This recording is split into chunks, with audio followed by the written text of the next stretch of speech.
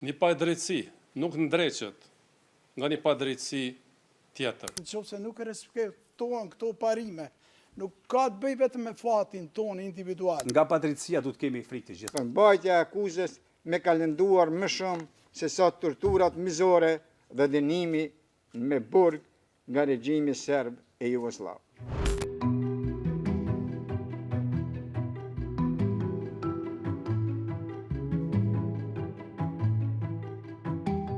Viktimat nuk marrin drejtësi kur të pafajshmit ndiqen. Një padrejtësi nuk ndreqet nga një padrejtësi tjetër. Unë jam i pafajshëm për gjitha këto akuza.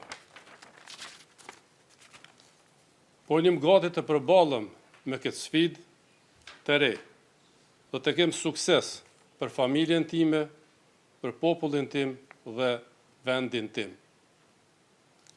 Rruga jonë drejt lirisë ishte e gjatë dhe shumë e vështirë. Ushtria Shterimtare e Kosovës përbëhej nga njerëz të thjeshtë, vullnetar që përpiqen të mbronin shtëpitë, familjet dhe vendbanimet e tyre. Ata luftuan dhe shumësisht vdiqën trima hera. Ky ishte çmimi i lirisë. Gjatë këtij procesi gjyqësor, ne do të udhtojmë prapa në kohë të ngjarje që ka ndodhur 25 vite më parë. U kërkoj të gjithëve që të keni parasysh se mbamendja 25 vjet më parë është e mjegulluar. Realiteti po ngatërohet me opinione dhe agenda të ndryshme. Spekulimet po shndrohen në fakte. Gjithashtu, emocionet, motivet apo mlefet politike të secilit do akter politik nuk duhet të kuptohen si fakte në këtë sallë.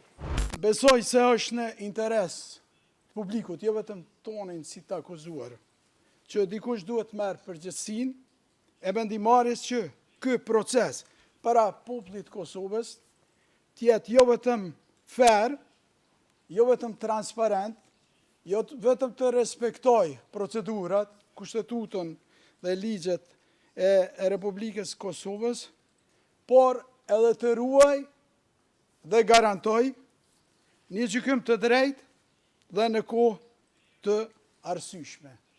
Unë, si njëri nga të akuzuarit, nderuari trup gjyqësor, friksohem se nëse nuk respektohen këto parime, nuk ka të bëj vetëm me fatin tonë individual. Ka të bëj me një mesazh, cilin do ta dërgojmë te populli i Kosovës, i cili e ka krijuar me vedije të plot, e them edhe një herë me vedije të plot, por edhe me besim.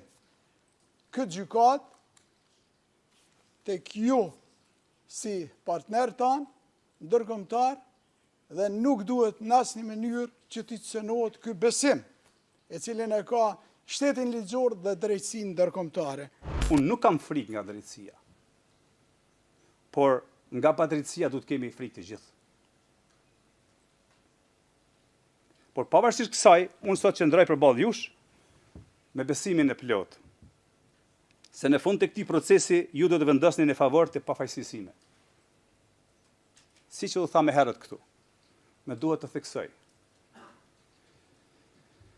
E të them se dallimet dhe opinionet politike mes nesh, sidomos në kohë specifike me ndikime të thella politike, nuk duhet dhe nuk mund të përdoren si fakte juridike kundër askujt e apo ashtu kundër ne të bashk akuzuarve.